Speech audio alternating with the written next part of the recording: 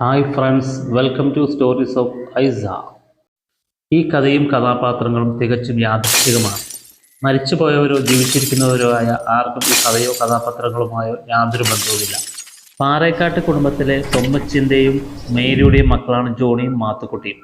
ആ നാട്ടിലെ വലിയ പണക്കാരാണ് പാറേക്കാട്ടുകാർ. ആവശ്യത്തിലേറെ റബ്ബർ തോട്ടങ്ങളും നെൽപ്പാടങ്ങളും കൂടാതെ പലതരം ബിസിനസ്സുകളും ഉണ്ടവർക്ക്. തടി വ്യാപാരം, ബാറുകൾ, ഹോട്ടലുകൾ, അങ്ങനെ പലതും ഉണ്ടവർക്ക്. തൊമ്മിച്ചായൻ്റെ അപ്പൻ ഗീവർഗീസ് മുതലാളി പണ്ട് കോപ്പ് വിളിച്ചും ഫൈനാൻസ് നടത്തിയും ബാർ നടത്തിയുമൊക്കെയാണ് ഈ കണ്ട സ്വത്തുക്കളെല്ലാം ഉണ്ടാക്കിയത്. അക്കാലത്തെ പേരുകേട്ട പലിശക്കാരനായിരുന്നു വർഗീസ് മുതലാളി. വസ്തുവീടിന്മേലാണ് പണം കൊടുത്തിരുന്നത്. കഴുത്തിറക്കുന്ന പലിശയാണ് വാങ്ങിയിരുന്നതും. തൊമ്മിച്ചായനാണെങ്കിലോ വലിയ കഠിനാധ്വാനിയാണ്. എപ്പോഴും കൃഷിപ്പണിയൊക്കെ ആയിട്ട് അങ്ങനെ നടക്കുന്നു. റബ്ബറിൻ്റെ പണികളൊക്കെ കൂലിക്ക് പണിക്കാരാണ് ചെയ്യുന്നതെങ്കിലും പറമ്പിലെ കണ്ണാർ കൃഷിയൊക്കെ തൊമ്മിച്ചായനും മക്കളും മാത്രമാണ് ചെയ്യുന്നത്. പഠിക്കാനൊക്കെ മോശമാണെങ്കിലും ജോണിയും മാത്തുക്കുട്ടിയും അപ്പനെ പോലെ തന്നെ കൃഷിപ്പണിയിൽ വലിയ കഠിനാധ്വാനികളാണ്. തൊമ്മിച്ചനും മാത്തുക്കുട്ടിയും അല്പസ്വല്പമൊക്കെ മദ്യപിക്കാറുണ്ടെങ്കിലും ജോണിക്ക് അങ്ങനത്തെ ദുശീലങ്ങളൊന്നുമില്ലായിരുന്നു. ജോണി ആണെങ്കിൽ 8ാം ക്ലാസ് വരെയേ സ്കൂളിൽ പോയിട്ടുള്ളൂ. മാത്തുക്കുട്ടി 10ാം ക്ലാസ് പാസ്സായതാണ്. പിന്നീട് പഠിക്കാൻ പോകാതെ ബിസിനസ്സൊക്കെ നോക്കി നടത്തുന്നു. ജോണി ആണെങ്കിൽ ആളൊരു പരുക്കനാണ്. കാണാനും അത്ര പോരാ, അല്പം കഴിവ് കുറഞ്ഞ പോലെ. അതുകൊണ്ട് തന്നെ കല്യാണപ്രായം കഴിഞ്ഞിട്ടും അയാൾക്കൊരു പെണ്ണിനെ കിട്ടിയതുമില്ല. എന്നാൽ മാത്തുക്കുട്ടി ആകട്ടെ കാണാൻ സ്മാർട്ടാണ്. നല്ല ചുറുചുറുക്കുള്ള ചെറുപ്പക്കാരൻ. എല്ലായിടത്തും ഓടി നടന്ന് കാര്യങ്ങൾ നടത്തുന്നു. കാണാൻ സ്മാർട്ടായതുകൊണ്ടും ആവശ്യത്തിലേറെ പണം ഉള്ളതുകൊണ്ടും വിവാഹപ്രായമായപ്പോൾ തന്നെ പുള്ളിക്കാരൻ്റെ കല്യാണമൊക്കെ അടിപൊളിയായി തന്നെ അങ്ങ് നടന്നുപോയി. എന്നാൽ ഇക്കാര്യം തൊമ്മിച്ചായനൊരു കുഴപ്പവുമില്ലെങ്കിലും മേരി ചേച്ചിക്ക് സഹിക്കാൻ കഴിഞ്ഞിരുന്നില്ല. അവരുടെ ആദ്യത്തെ കൺമണിയായിരുന്നല്ലോ നമ്മുടെ ജോണി. പോരാത്തതിന് അമ്മച്ചിയുടെ പൊന്നുമോനും. സദാസമയം ജോണി മേരി ചേച്ചിയുമായിട്ടായിരുന്നു കൂട്ട്. അപ്പൻ തൊമ്മിച്ചായൻ്റെ അടുത്തേക്ക് പുള്ളിക്കാരൻ അധികമൊന്നും ചെല്ലാറില്ല. കാരണം ജോണി വല്ല മണ്ടത്തരവും കാണിച്ചാൽ തൊമ്മിച്ചായൻ്റെ സ്വഭാവം മാറും. നല്ല ചീത്തയും പറയും. അതുകൊണ്ട് ജോണിക്ക് വലിയ പേടിയായിരുന്നു അപ്പനെ. എന്നാൽ മാത്തുക്കുട്ടിയെ തൊമ്മിച്ചായന് വലിയ ഇഷ്ടമായിരുന്നു. അപ്പൻ്റെ എല്ലാ ഗുണവും മാത്തുക്കുട്ടിക്കാണ് കിട്ടിയതേക്കുന്നതെന്ന് വല്യമ്മച്ചിയായ മറിയടത്തെയും പറയുമായിരുന്നു. അങ്ങനെ കാലങ്ങൾ കടന്നുപോയി. ജോണിക്ക് പല ആലോചനകൾ വന്നെങ്കിലും പെണ്ണിന് ചെറുക്കനെ ഇഷ്ടപ്പെടാത്തതിനാൽ അതെല്ലാം മുടങ്ങിക്കൊണ്ടിരുന്നു. മേരി ചേച്ചിയുടെ നെഞ്ചിൽ തീയായിരുന്നു. അവർ കർത്താവിൻ്റെ മുന്നിൽ കരഞ്ഞു പ്രാർത്ഥിച്ചു കൊണ്ടിരുന്നു. ഇതിനിടയിൽ മാത്തുക്കുട്ടിക്കും ഭാര്യ ലിസിക്കും ഒരു കുഞ്ഞുണ്ടായി, ലിൻസിമോൾ. പെൺകുഞ്ഞായതിനാൽ അവർക്കൊക്കെ വലിയ കാര്യമായിരുന്നു, കുഞ്ഞിനോടും ലിസിയോടും. ഇതൊക്കെ കാണുമ്പോൾ മേരി ചേച്ചിക്ക് വലിയ സങ്കടമായി. ജോണിക്ക് എന്ന ഒരു കുടുംബവും കുഞ്ഞുമൊക്കെ ഉണ്ടാവുക, തൻ്റെ കണ്ണടയ്ക്കുന്നതിന് മുമ്പ് അതൊന്ന് കാണാനുള്ള ഭാഗ്യം ഉണ്ടാകുമോ ആവോ? അവൾ നെടുവീർപ്പിട്ടു. ആ നാട്ടിലെ തന്നെ പാവപ്പെട്ട ഒരു കുടുംബമായിരുന്നു ആച്ചിക്കൽ വീട്ടുകാർ. കൂലിപ്പണിക്കാരായിരുന്നു അവർ. ജോസേട്ടും ഭാര്യ മഹി ചേച്ചിയും 4 പെൺമക്കളുമായിരുന്നു അവർക്ക്. 3 പേരുടെ വിവാഹം കഴിഞ്ഞിരുന്നു. അങ്ങനെയാണ് ഇപ്പോൾ അവർ വാടക വീട്ടിലേക്ക് വന്നത്. ഉള്ള വീടും പറമ്പ് വിറ്റിട്ടാണ് അവർ തൻ്റെ പെൺമക്കളെ 3 പേരെയും കെട്ടിച്ചയച്ചത്. സ്വത്തുക്കൾ കുറവായിരുന്നെങ്കിലും സാമാന്യം വിദ്യാഭ്യാസമുള്ളവരും അതിലേറെ സുന്ദരികളുമായിരുന്നു 4 പേരും. ഇനിയുള്ളത് ടീന മോളാണ്. അവൾ 10ാം ക്ലാസ് കഴിഞ്ഞ് ടൈപ്പും പാസ്സായതാണ്. ഒരു സ്വകാര്യ കമ്പനിയിൽ ചെറിയൊരു ജോലിയും ഉണ്ടവൾക്ക്. നല്ല അച്ചടക്കമുള്ള കുട്ടികളാണ് ആച്ചിക്കൽ വീട്ടിലെ കുട്ടികൾ. പണികളും പ്രാർത്ഥനകളുമൊക്കെയായി നന്നായിട്ടാണ് അവർ ജീവിച്ചു പോരുന്നത്. മുടങ്ങാതെ തന്നെ എല്ലാ ഞായറാഴ്ചകളിലും പള്ളിയിൽ പോയി പ്രാർത്ഥിക്കും അവർ. ടീനമോൾക്കും വിവാഹപ്രായമായതാണ്. 23 വയസ്സുണ്ടവൾക്ക്. പക്ഷേ കല്യാണം കഴിപ്പിച്ചയക്കാനുള്ള സാമ്പത്തികമൊന്നും ഇപ്പോൾ ആ കുടുംബത്തിനില്ലാതാനും. മേരി ചേച്ചി ഞായറാഴ്ചകളിൽ ടീനയെയും മഹിയെയും കാണാറുള്ളതാണ്.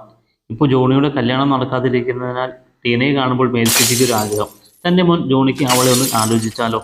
അവർക്കാണെങ്കിൽ പണത്തിനേ കുറവുള്ളൂ. അറിയാവുന്ന കുടുംബമാണ്. അങ്ങനെ മേരി ചേച്ചി അവരുടെ ഒരു ബന്ധു മുഖേന ആച്ചിക്കൽ വീട്ടുകാരുമായി ഒന്ന് ആലോചിച്ചു നോക്കാൻ തന്നെ തീരുമാനിച്ചു. കാര്യം തൊമ്മിച്ചനെയും അറിയിച്ചു. മാത്തുക്കുട്ടിക്കും തൊമ്മിച്ചനും എതിർപ്പൊന്നും ഇല്ലായിരുന്നു. അല്ലാതെ പിന്നെ എന്ത് ചെയ്യാൻ അമ്മച്ചി?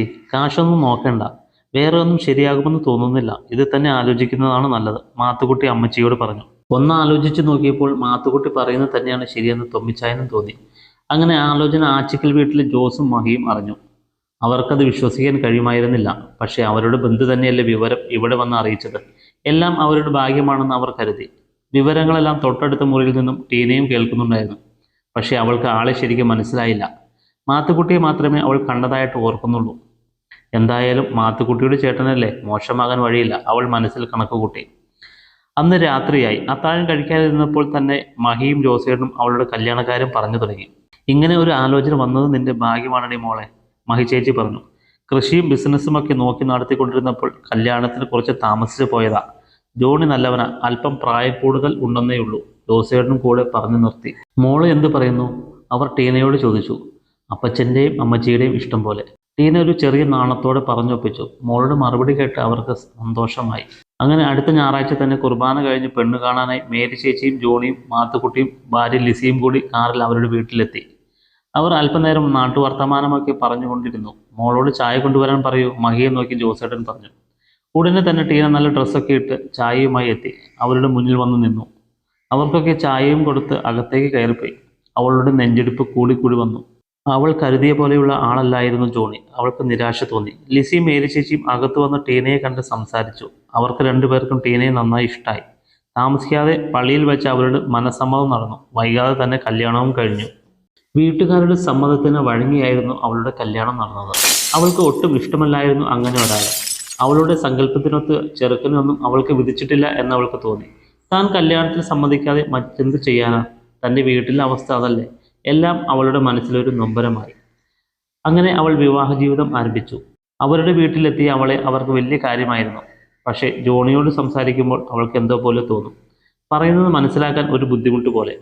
ആളൊരു പഴഞ്ചൻ രീതിയിലായിരുന്നു. എങ്കിലും അവൾ മാക്സിമം അഡ്ജസ്റ്റ് ചെയ്ത് നിന്നു. പുറത്തേക്ക് പോകുമ്പോൾ അവൾക്ക് വല്ലാത്തൊരു ബുദ്ധിമുട്ടായിരുന്നു. ആകെ ഒരു നാണക്കേട്. അച്ഛനും മകളും പോകുന്നത് പോലെയായിരുന്നു അവർ പോകുമ്പോൾ. ജോണിയുടെ വസ്ത്രധാരണവും അത്തരത്തിലായിരുന്നു. ആകെ കൂടി ഒരു പഴഞ്ചൻ ലുക്കും. ടീനയ്ക്ക് അവൾ ആകെ പെട്ടുപോയതുപോലെ തോന്നി. ഇനി വിലപിച്ചിട്ട് എന്ത് കാര്യം? അവൾ മനസ്സിലോർത്തു. തന്നെപ്പോലെയുള്ളവർക്ക് ഒട്ടും പൊരുത്തപ്പെട്ടു പോകാൻ പറ്റാത്ത ആളായിരുന്നു ജോണി. എന്നാൽ ആളൊരു പാവത്താനുമാണ്. അങ്ങനെ കാലങ്ങൾ കടന്നുപോയി. ടീന ഇന്ന് 2 പെൺമക്കളുടെ അമ്മയാണ്. ഇതിനിടയിൽ അവൾക്ക് ആ നാട്ടിലെ ചെറുപ്പക്കാരുമായിട്ടൊക്കെ ചില ബന്ധങ്ങളൊക്കെ ഉണ്ടെന്ന് ആ നാട്ടിൽ ചെറുതായിട്ട് സംസാരമുണ്ടായിരുന്നു. എന്നാൽ കാണാൻ കൊള്ളാവുന്ന പെണ്ണുങ്ങളെപ്പറ്റി അങ്ങനെ കേൾക്കാറുള്ളതല്ലേ? പ്രത്യേകിച്ച് ഭർത്താക്കന്മാർക്ക് അല്പം കഴിവ് കുറവാണെങ്കിൽ. കുറേ പേരൊക്കെ അങ്ങനെയും വിശ്വസിച്ചു. പക്ഷെ കേട്ടതിൽ ചിലതൊക്കെ ശരിയുമായിരുന്നു. അവളെ പറഞ്ഞിട്ട് കാര്യമില്ല. അതിസുന്ദരിയായ പെണ്ണ്. അവളോട് സംസാരിക്കാനെങ്കിലും ആരെങ്കിലുമൊക്കെ വേണ്ടേ? മൂത്തത് ജോണി ആയതുകൊണ്ട് തന്നെ അവർക്ക് വേറെ വീട് വെച്ച് മാറി താമസിക്കേണ്ടി വന്നു. അവളുടെ 2 മക്കളും സ്കൂളിൽ പോയാൽ പിന്നെ അവൾ തനിച്ചാണ്. ജോണി ആണെങ്കിൽ തറവാട്ടിലേക്ക് കൃഷി നോക്കാനും പണിക്കൊക്കെ ആയിട്ട് പോയാൽ പിന്നെ രാത്രിയിലേ വരൂ. പിന്നെ അവൾക്ക് ആകെയുള്ള ഒരാശ്രയം ഫോണാണ്. അവൾ അങ്ങനെ ഫോണിൽ നോക്കിയിരിക്കും. ചാറ്റിങ്ങും കോളുകളുമായിട്ട് അങ്ങനെ അവളുടെ നഷ്ടജീവിതത്തെ ഒരു വാശി എന്നോണം തിരിച്ചു പിടിക്കാൻ ശ്രമിക്കും. അവൾ ചെയ്യുന്നത് ശരിയോ തെറ്റോ അതൊന്നും അവൾക്കറിയില്ല. തന്നെ മനസ്സിലാക്കുന്ന, തൻ്റെ ഇഷ്ടങ്ങളൊക്കെ പറയാവുന്ന ഒരാളെ അവളും ആഗ്രഹിക്കുന്നുണ്ടായിരുന്നു. പുറത്തേക്ക് പോയാൽ അവൾ ഓട്ടോക്കാർ, ഷോപ്പിലെ ചെറുപ്പക്കാർ, അങ്ങനെ പലരുമായൊക്കെ സംസാരിക്കാറുണ്ടായിരുന്നു. അവളുടെ മനസ്സിലെ വിഷമം ചെറിയ ചെറിയ സൗഹൃദത്തിലൂടെ അവൾ മാറ്റാൻ ശ്രമിച്ചുകൊണ്ടിരുന്നു. അങ്ങനെ വർഷങ്ങൾ കടന്നുപോയി. 2 പെൺകുട്ടികളെയും അവർ പുറത്തേക്ക് പഠിക്കാൻ അയച്ചു. ഒരാളെ നഴ്സിങ്ങിനും മറ്റേയാളെ ഫാഷൻ ഡിസൈനിങ്ങിനും. അങ്ങനെ ടീന തികച്ചും വീട്ടിൽ ഒറ്റയ്ക്കായി. അതിനിടയ്ക്കാണ് അവൾ അടുത്തുള്ള വീട്ടിലെ അനീഷുമായി പരിചയത്തിലായത്. ഇലക്ട്രീഷ്യനാണ് അനീഷ്. അവളുടെ വീട്ടിലെ മോട്ടോർ കേടായപ്പോൾ ശരിയാക്കാൻ വന്നതായിരുന്നു. വീണ്ടും കംപ്ലൈൻറ്റ് കാണിച്ചാൽ വിളിച്ചോളാൻ പറഞ്ഞ അയാൾ ഫോൺ നമ്പർ കൊടുക്കുകയും തന്ത്രപൂർവ്വം അയാൾ ടീനയുടെ നമ്പർ കൂടി വാങ്ങിയിരുന്നു. ടീനയുടെ കാര്യങ്ങളൊക്കെ നന്നായിട്ട് അനീഷിന് അറിയാമായിരുന്നു. നാട്ടിലേക്ക് പറയുന്നത് സ്ഥിരമായി അവൻ കേൾക്കുന്നതായിരുന്നു. ടീനയെപ്പോലെ തന്നെ കാണാൻ നല്ല രസമുള്ളയാളാണ് അനീഷും. അധികം പ്രായവുമില്ല. അവളേക്കാൾ 5 വയസ്സെങ്കിലും പ്രായം കൂടുതൽ ഉണ്ടാകും.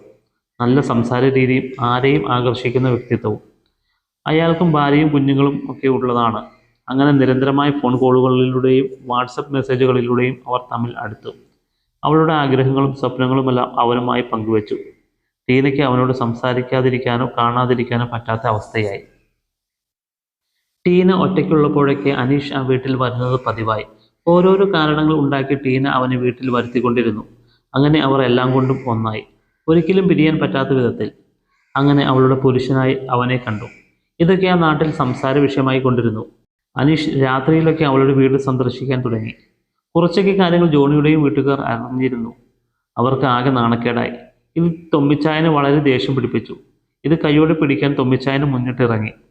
പലതവണ ശ്രമിച്ചെങ്കിലും തൊമ്മിച്ചായന് അതിന് കഴിഞ്ഞിരുന്നില്ല. കാരണം തൊമ്മിച്ചായന് എപ്പോഴും വലിയ തിരക്കുള്ളതാണ്.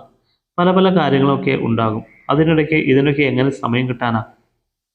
എങ്കിലും ആരോരും അറിയിക്കാതെ തൊമ്മിച്ചായൻ എല്ലാം നിരീക്ഷിക്കുന്നുണ്ടായിരുന്നു. അങ്ങനെ ആ ദിവസം വന്നെത്തി. അന്ന് ജോണിയുടെ വീട്ടിൽ പൈനാപ്പിൾ പറിച്ചു കൂട്ടി അത് ലോറിയിൽ കയറ്റുന്നതിനായി ജോണി വീട്ടിലേക്ക് പോയിരുന്നു. സാധാരണ പൈനാപ്പിൾ ലോഡ് കയറ്റി വിട്ടിട്ട് വരുമ്പോഴേക്കും രാത്രി 11 മണിയെങ്കിലും ആകാറുള്ളതാണ്. കൂടാതെ വീട്ടിലുള്ളവരെല്ലാം നല്ല തിരക്കിലുമായിരിക്കും. രാത്രിയായപ്പോഴേക്കും ടീന അനീഷിനെ വിളിച്ച് കാര്യങ്ങൾ അറിയിച്ചു. അനീഷ് താമസിയാതെ തന്നെ അവളുടെ വീട്ടിൽ എത്തിച്ചേർന്നു. ഇതേ സമയം തൊമ്മിച്ചായനും കാര്യങ്ങളെല്ലാം മാത്തുക്കുട്ടിയെ ഏൽപ്പിച്ചുകൊണ്ട് ജോണിയുടെ വീടിൻ്റെ അടുത്തേക്ക് വന്ന് അല്പം മാറി നിൽക്കുന്നുണ്ടായിരുന്നു. അനീഷ് വരുന്നതും അവൾ വാതിൽ തുറന്നു കൊടുത്ത് അകത്ത് മുറിയിലേക്ക് രണ്ടാളും പോകുന്നതും തുമ്മിച്ചായൻ കണ്ടിരുന്നു. അല്പസമയത്തിനു ശേഷം തുമ്മിച്ചായൻ വീട്ടിലേക്ക് കയറി ചെന്ന് അവർ കയറിയ മുറിയുടെ മുന്നിലെത്തി. എന്നിട്ട് തൻ്റെ അരയിൽ കെട്ടിയ വീതി കൂടിയ ബെൽറ്റിൻ്റെ സൈഡിൽ സിബ് അഴിച്ച് അതിൽ നിന്നും ചെറിയ താഴും താക്കോലും എടുത്ത് അവരറിയാതെ ആ മുറി വെളിയിൽ നിന്നും പൂട്ടി. ശേഷം ആരോടും ഒന്നും പറയാതെ തൻ്റെ വീട്ടിലേക്ക് പോയി മാത്തുക്കുട്ടിയെ കണ്ട് കാര്യങ്ങൾ പറഞ്ഞു. ഇതൊന്നും അറിയാതെ ടീനയും അനീഷും ആ മുറിയിൽ നിന്നും ലോക്ക് മാറ്റി വെളിയിൽ കിടക്കുവാൻ ശ്രമിച്ചെങ്കിലും ഡോർ തുറക്കാൻ കഴിഞ്ഞില്ല. അപ്പോഴാണ് അവർക്ക് മനസ്സിലായത് ആരോ ഡോർ പുറത്തുനിന്ന് ലോക്ക് ചെയ്തിരിക്കുകയാണെന്ന്. ഒരു നിമിഷം അവർ രണ്ടുപേരും പകച്ചുപോയി. തങ്ങളുടെ കള്ളക്കളികൾ ആരോ അറിഞ്ഞിരിക്കുന്നു. ഭയത്താൽ അവളുടെ തൊണ്ട ഇടറിയിരുന്നു. അനീഷും വല്ലാണ്ടായി. ഇനി എന്തു ചെയ്യും? തൻ്റെ ഭാര്യ അറിഞ്ഞാൽ പിന്നെ ജീവിച്ചിരുന്നിട്ട് കാര്യമില്ല. അവൻ മനസ്സിലോർത്തുപോയി. ശരിക്കും അവർ വെട്ടിലായി. ഒന്ന് ഒച്ച വയ്ക്കാൻ പോലും പറ്റാത്ത അവസ്ഥയാണല്ലോ. അതേസമയം തൊമ്മിച്ചൻ അനീഷിൻ്റെ വീട്ടുകാരെയും നാട്ടുകാരെയും ഒക്കെ വിളിച്ചുകൊണ്ട് വന്നു. എല്ലാവരുടെയും സാന്നിധ്യത്തിൽ മുറിയുടെ പൂട്ട് തുറന്നു. അവർ രണ്ടാളും മുറിയുടെ വെളിയിൽ ഇറങ്ങി. നാട്ടുകാരൊക്കെ അവരെ ചോദ്യം ചെയ്തു. കൂടിയവരിൽ പലരും അവരെപ്പറ്റി മോശം കമൻറ്റുകൾ പറഞ്ഞിരുന്നുണ്ടായിരുന്നു. തൊമ്മിച്ചൻ ദേഷ്യത്തോടെ അനീഷിന് നേരെ കൈ ഓങ്ങിക്കൊണ്ട് പറഞ്ഞു, എടാ നായിൻ്റെ മോനെ, നിന്നെ കൊന്ന് കൊക്കയിൽ എറിയും ഞാൻ. പെട്ടെന്ന് തന്നെ നാട്ടിലാകെ ഇക്കാര്യം സംസാര വിഷയമായി മാറി. ഇരുവർക്കും പുറത്ത് ഇറങ്ങാൻ പോലും പറ്റാത്ത അവസ്ഥയായി. അനീഷിൻ്റെ ഭാര്യ കുഞ്ഞുങ്ങളെയും കൊണ്ട് അവളുടെ വീട്ടിലേക്ക് പോയി. തുമ്മിച്ചായൻ ദേഷ്യം കൊണ്ട് ടീനയുടെ ഫോൺ മേടിച്ച് എറിഞ്ഞ് പൊട്ടിച്ചുകൊണ്ട് പറഞ്ഞു, എടി പിഴച്ചവളെ, പൊക്കോളണം എൻ്റെ വീട്ടിൽ നിന്നും. ഇതെൻ്റെ അപ്പൻ സമ്പാദിച്ചതാ ഒരുമ്പിട്ടവളെ. നാണക്കേട് കാരണവും അവളുടെ ഇത്തരം പ്രവർത്തികൾ ഇനിയും ഉണ്ടാകാതിരിക്കാൻ വേണ്ടി തൊമ്മിച്ചൻ ആ വീട്ടിൽ നിന്നും അവരെ അല്പം ദൂരെയുള്ള ഒരിടത്തേക്ക് വീട് വാങ്ങി മാറ്റി താമസിപ്പിച്ചു. എന്നിട്ട് ആ വീട് വാടകയ്ക്കും കൊടുത്തു. അങ്ങനെ പുതിയൊരിടത്ത് അവർ താമസിച്ചു പോന്നു. അപ്പോഴും അവൾക്കൊരു കൂസലുമില്ലായിരുന്നു. അവൾക്ക് അവളോട് തന്നെ ഒരുതരം വാശിയായിരുന്നു. ജോണി എപ്പോഴും തൻ്റെ പഴയ വീട്ടിലേക്ക് പോകുമായിരുന്നു. വാടകക്കാരുമായി കുറച്ചു നേരം സംസാരിച്ചിരിക്കും. പിന്നെ തിരികെ തറവാട്ടിലേക്ക് പോകും. അയൽക്കാരൊക്കെ വാടകക്കാർക്ക് ആ വീട്ടിൽ നടന്ന കാര്യങ്ങളൊക്കെ വിവരിച്ചു കൊടുത്തിട്ടുണ്ട്. എല്ലാവരും അവളെയാണ് കുറ്റം പറയുന്നതും. 2 പെൺകുട്ടികളുള്ള തള്ളയാണ്, എന്നിട്ടാണ് അവൾ ഇങ്ങനെ കാണിച്ചുകൊണ്ട് നടക്കുന്നത് എന്നൊക്കെ പറയും. ആദ്യമൊക്കെ അവരുടെ പുതിയ വീടിൻ്റെ അടുത്തുള്ളവർക്ക് കാര്യങ്ങളൊന്നും അറിയില്ലായിരുന്നു. ഇപ്പോഴാകട്ടെ സർവ്വവിധ കാര്യങ്ങളും അവർ അറിഞ്ഞിരിക്കുന്നു. അതുകൊണ്ട് തന്നെ അടുത്ത വീടുകളിലെ സ്ത്രീകളൊന്നും അവളോട് അധികം സംസാരിക്കാൻ പോകാറില്ല. ഇപ്പോഴും അവൾ ഫോൺ ഉപയോഗിക്കാറുണ്ട്. എല്ലാം പഴയതുപോലെ തന്നെ നടക്കുന്നുമുണ്ട്. എല്ലാം പാവം ജോണിയെ ഒളിച്ചുകൊണ്ടാണ് നടത്തുന്നത്. ആ വീട്ടിലെ എല്ലാ കാര്യങ്ങളും അവളാണ് നടത്തുന്നത്. ജോണിക്കാകട്ടെ അതിനുള്ള കഴിവൊന്നുമില്ല. ഇവളുടെ സ്വഭാവമൊക്കെ ആ നാട്ടിലുള്ളവർക്ക് അറിയാവുന്നത് കൊണ്ട് തന്നെ ആ നാട്ടിലെ ചെറുപ്പക്കാരൊക്കെ അവളോട് പഞ്ചാര വർത്തമാനത്തിനൊക്കെ പോകാറുണ്ട്. പിന്നെ ഫോൺ നമ്പറും വാങ്ങി രാത്രി വരെ ചാറ്റിങ്ങും ഫോൺ വിളികളുമായിട്ട് തന്നെ പോകും. ഇതൊന്നും പാവം ജോണി അറിയാറുമില്ല. അയാൾക്ക് അതിനൊക്കെയുള്ള സമയവുമില്ല. നാണക്കേട് കാരണം ഒരു പരിധിവരെ തൊമ്മിച്ചായനും ആ വീട്ടിലേക്ക് വരാറ് പോലുമില്ല. അങ്ങനെ ടീന അവളുടെ ഇഷ്ടാനുസരണം അടിച്ചുപൊളിച്ച് തന്നെ ജീവിച്ചു പോന്നു. ഒന്നും അറിയാതെ ഒരു പൊട്ടനെ പോലെ ജോണിയും.